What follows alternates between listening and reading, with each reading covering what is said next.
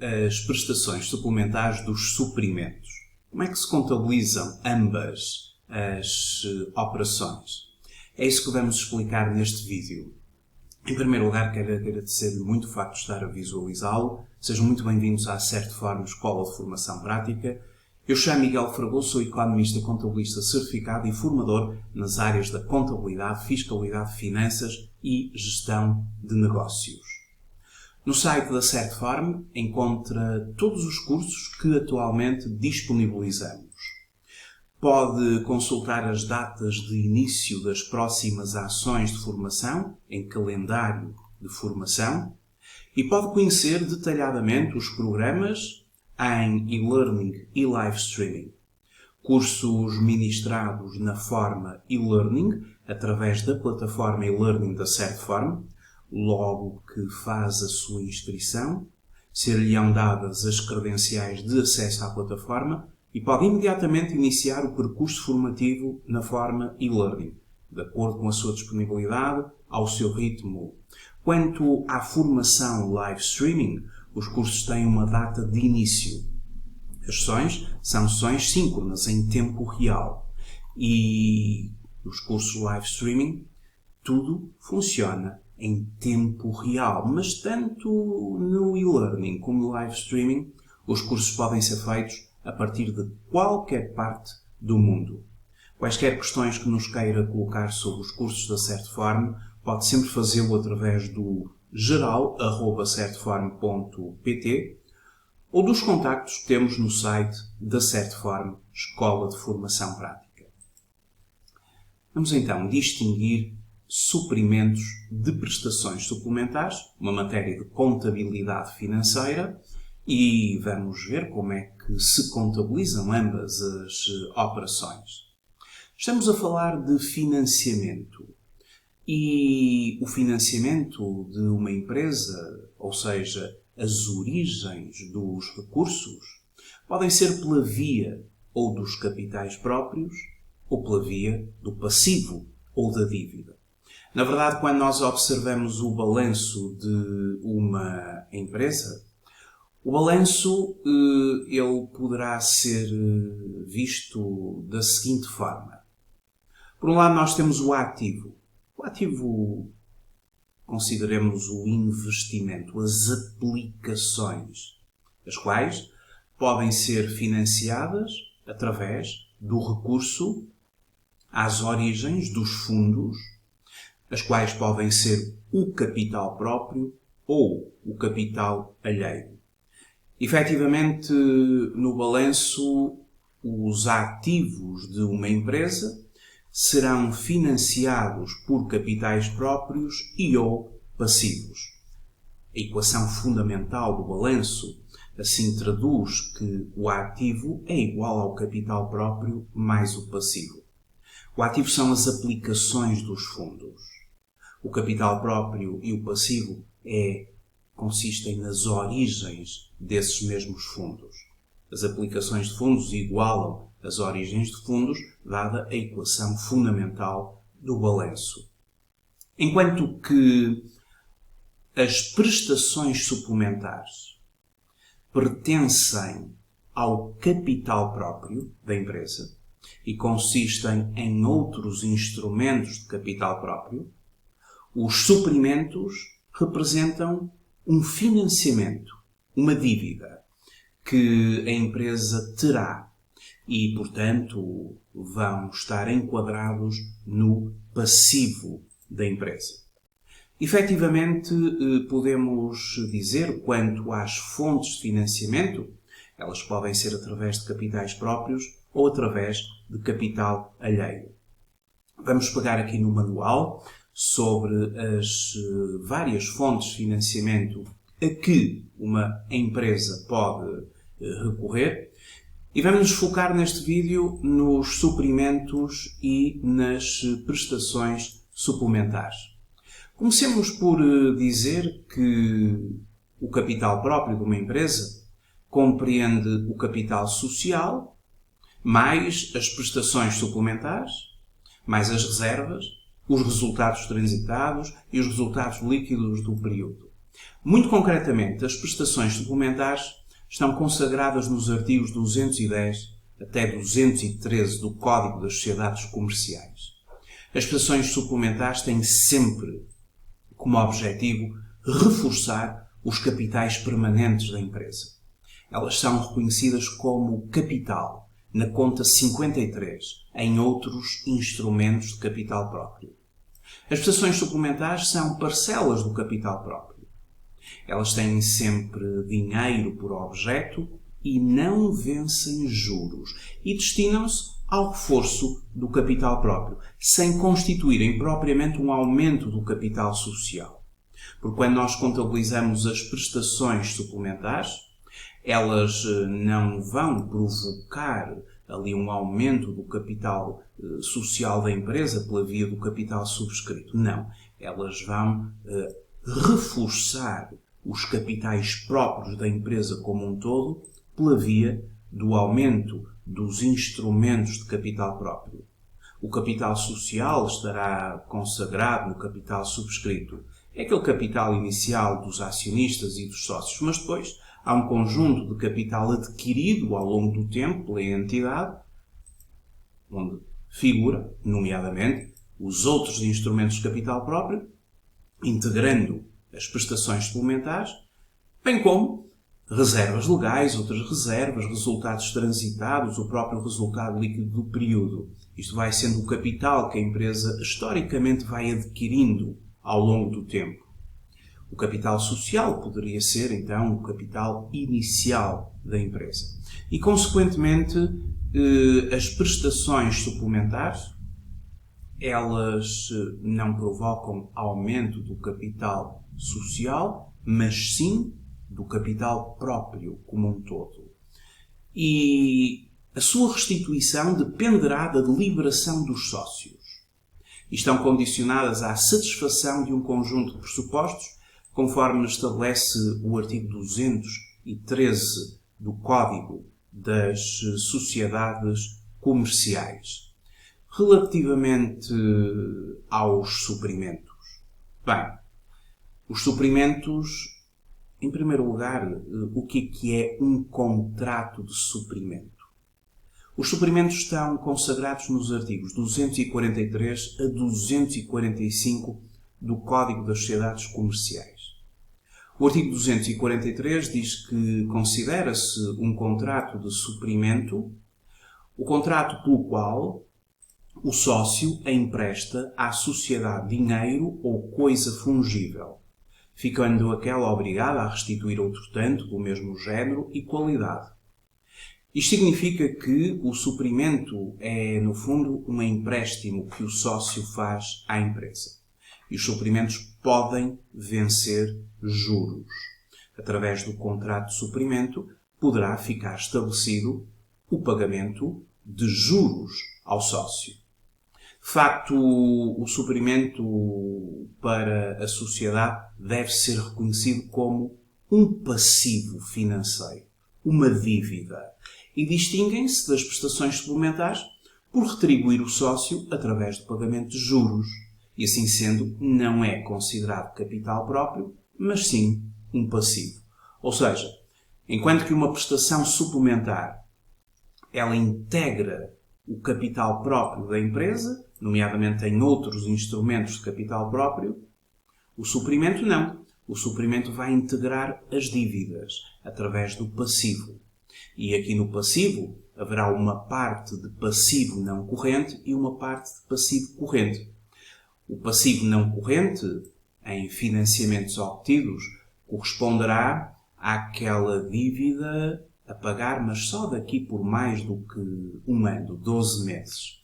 É o passivo de médio e longo prazo. O passivo corrente, no âmbito dos financiamentos obtidos, corresponderá àquela dívida de curto prazo, amortização de capital, que tem de ser já paga ao longo dos próximos 12 meses. O passivo corrente, a exigibilidade é até 12 meses. E na dívida há que distinguir o que é corrente, ou de curto prazo, e aquilo que é não corrente, de médio e longo prazo.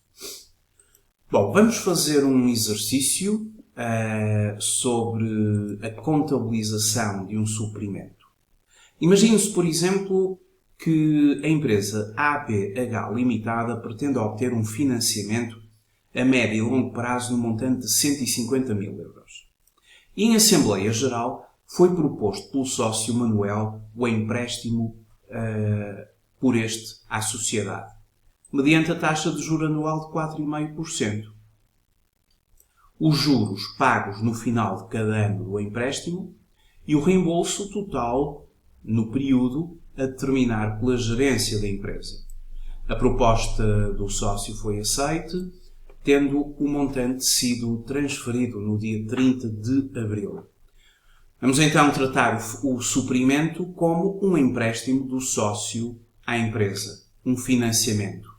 E, portanto, quando se recebe o valor do sócio, quando entra o dinheiro no banco, nós debitamos a conta 12 bancos ou depósitos à ordem pelo valor de 150 mil euros. No fundo, o valor do montante emprestado. Entretanto, vamos ter de reconhecer um passivo, uma dívida. E essa dívida deverá, conforme estabelece ali o Código de Contas, a conta 25 é a conta dos financiamentos obtidos.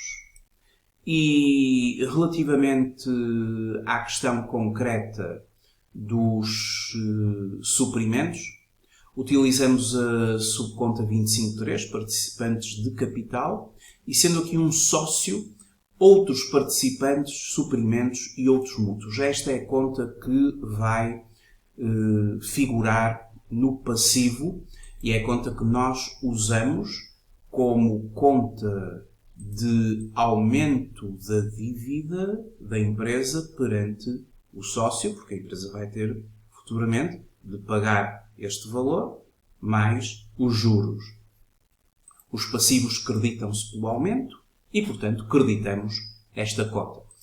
Neste momento temos disponíveis 150 mil euros e assumimos uma dívida de 150 mil. Entretanto, os juros vão vencendo. Há que considerar a parcela de juros que vencem desde maio até dezembro, e no fundo são 8 meses, fizemos o cálculo dos respectivos juros, e para 8 meses, correspondendo a taxa de juro equivalente, temos 4.409,77. E há que proceder ao reconhecimento dos juros que dizem respeito ao ano N, através do pressuposto do acréscimo. Os gastos serão reconhecidos no período a que dizem respeito, independentemente do seu pagamento ocorrer apenas em período ou períodos seguintes. Ora, no pressuposto do acréscimo, vamos acrescer ao período os juros de financiamento suportados. Aqui recorremos ao Código de Contas, à conta 6911. Na verdade, gastos e perdas de financiamento, juros de financiamentos obtidos. Como conta de gastos, a mesma é debitada. Mas os juros não são pagos de imediato, uma vez que eles só serão pagos no próximo ano, após um ano de período temporal. Mas há que reconhecer já os 8 meses de juros que dizem respeito a este período, pelo pressuposto do acréscimo. Então utiliza-se a conta 2722, credores por acréscimos de gastos, que se acredita por 4.409,77. E quando estivermos a elaborar o balanço desta empresa, a posição que esta conta vai ter no balanço é no passivo. Seguidamente, no próximo ano, haverá o reconhecimento do pagamento ao sócio dos juros anuais. E os juros vão ser pagos a 30 de abril do próximo ano, que é quando decorre precisamente 1 ano, 12 meses. E na altura em que se pagar os juros, por volta do dia 30 de abril do próximo ano, aquilo que diz respeito ao ano N mais 1, que na verdade são 4 meses, o janeiro, o fevereiro, o março e o abril, vezes a taxa de juro equivalente, vezes o montante do capital, vamos reconhecer nos juros do período 2.204,89. Entretanto, a conta de credores por acréscimos de gastos que no período anterior tinha sido creditada, é agora debitada por um montante de 4.409,77. Atenção que no ato do pagamento ou da disponibilização dos juros há que fazer a retenção na fonte, em sede de IRS e no âmbito dos capitais. Fazemos uma retenção na fonte e à taxa de 28%. A retenção na fonte constitui-se como um passivo, uma dívida. Vamos ter de entregar esta verba ao Estado até ao dia 20 do próximo mês, pelo mecanismo da substituição tributária. E aquilo que nós vamos pagar ao sócio é o valor líquido dos juros, ou seja, o montante global dos juros de um ano subtraído da retenção na fonte, retida e que terá de ser paga à autoridade tributária, como já referi, até ao dia 20 do próximo mês. Temos de pagar 4.762,55 ao sócio. Fazendo o pagamento, creditamos a conta de bancos. Bom, assim descrevemos os passos principais do reconhecimento de um suprimento. Obviamente que mais à frente, quando se proceder ao pagamento do empréstimo propriamente dito, a amortização do capital, se ela for feita de uma só vez, nessa altura pagamos ao sócio e temos nesse momento de debitar o passivo, desreconhecendo aqui o valor da dívida e creditando a conta de bancos pela saída do montante em dívida, do capital. Capital e juros é o reconhecimento que subjaz aqui aos suprimentos. E, portanto, conforme se está a ver, os suprimentos funcionam como dívida. Passivo, capital alheio, vencem juros. Em relação às prestações suplementares, as mesmas não vencem juros. As prestações suplementares, elas são reconhecidas em outros instrumentos de capital próprio. Imagine-se que, por deliberação da Assembleia Geral de 31 de março do ano N, foi aprovado o cumprimento da obrigação de prestações suplementares por parte dos sócios da empresa ABC Limitada. O montante global foi de 20.000 euros. A quantia a que cada sócio fica obrigado é proporcional à sua participação no capital, à data de 31 de março. Nesta data, o capital social da ABC Limitada era detido por 3 sócios, sendo que o sócio A e o sócio B detinham 40% e o capital e o sócio C detinham 20%. E a 18 de maio foi efetuado o pagamento das prestações suplementares pelos sócios. Se as prestações suplementares são de 20.000 euros e se o sócio A e o sócio B detêm 40% do capital e as mesmas estão na respectiva proporção do capital, o sócio A e o sócio B realizam 8.000 euros, cada um, 40% de 20.000, em função da sua cota, e o sócio B 20%, ou seja, 20% de 20.000, 4.000 euros. E assim acontece, ou seja, o reconhecimento das prestações suplementares obedece fundamentalmente a 2 etapas. A primeira etapa, vamos fazer o reconhecimento da deliberação relativa à exigência de prestações suplementares. E nesse momento, vamos considerar as contas dos sócios, nomeadamente a conta 268.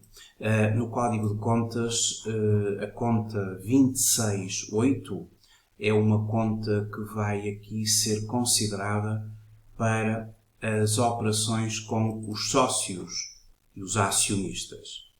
É uma conta que, no caso concreto, ela vai assumir aqui uma função de serem lá reconhecidas as prestações suplementares em função da cota de cada um dos sócios. Pelo que nós subdividimos esta conta em função do nome ou de cada um dos sócios. Por exemplo, utilizei aqui o 1 para o sócio A, terminei em 2 para o sócio B, em 3 para o sócio C. Debito esta conta por 8.000 euros em relação ao sócio A, 8.000 euros em relação ao sócio B e 4.000 em relação ao sócio C, conforme referi, em função da cota que cada um detém na empresa. Na verdade, o somatório dá 20.000 euros de prestações suplementares, 40% do sócio A, 8.000 euros, 40% do sócio B, 8.000 euros, 20% do sócio C, 4.000 euros. E, em contrapartida, vamos creditar os outros instrumentos de capital próprio, as prestações suplementares. As contas do capital, elas creditam-se por aumentos. E assim verifica-se um aumento do capital próprio da empresa pela via dos instrumentos de capital próprio.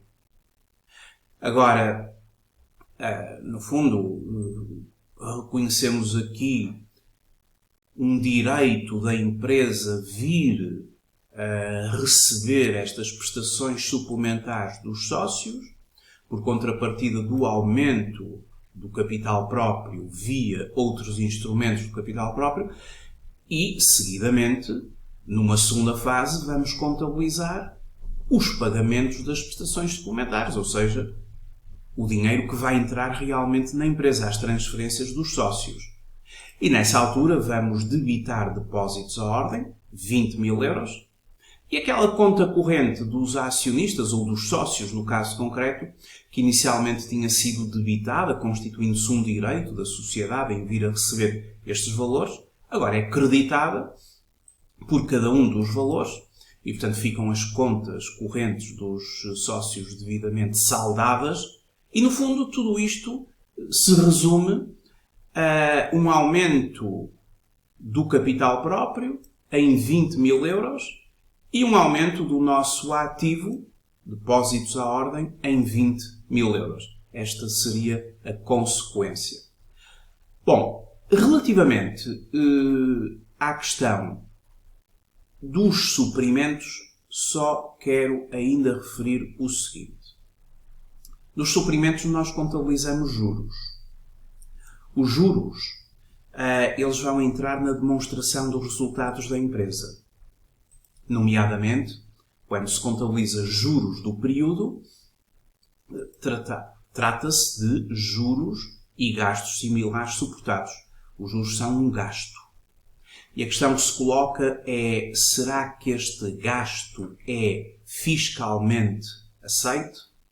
Bom, sobre esta matéria há que considerar que, de acordo com a linha M do número 1 do artigo 23 do Código do IRC, não são aceitos fiscalmente os gastos com os juros e outras formas de remuneração de suprimentos e empréstimos feitos pelos sócios à sociedade, na parte em que excedam a taxa definida por portaria do membro do Governo.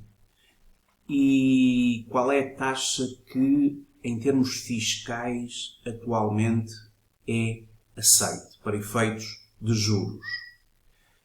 Aqui nós temos a portaria número 279 de 2014, de 30 de dezembro. E sempre que se trate de juros e outras formas de remuneração de suprimentos e empréstimos feitos pelos sócios às pequenas e médias empresas, e aqui o conceito de pequena e média empresa ter-se-á de ver na Lei 372/2007, 6 de novembro. Ou seja, para as pequenas e médias empresas, o limiar é 6%, portanto é fixado em 6% o spread a crescer à taxa Euribor a 12 meses do dia da constituição da dívida.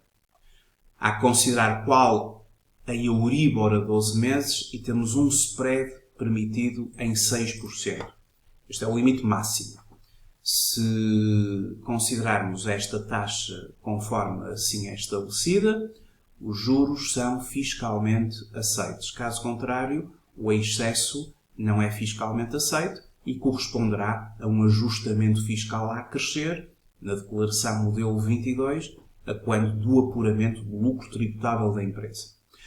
Nos restantes casos, ou seja, quando não estamos a falar de PMEs, quando estamos a falar de grandes entidades, o limite é fixado em 2% o spread a crescer, a somar à Euribor a 12 meses do dia da constituição da dívida. Estas são as taxas de juro que são, digamos que, o limite máximo aceito fiscalmente, isto quando estamos, obviamente, a proceder ao cálculo dos juros dos suprimentos. Muito obrigado por ter visualizado este vídeo. Até uma próxima oportunidade.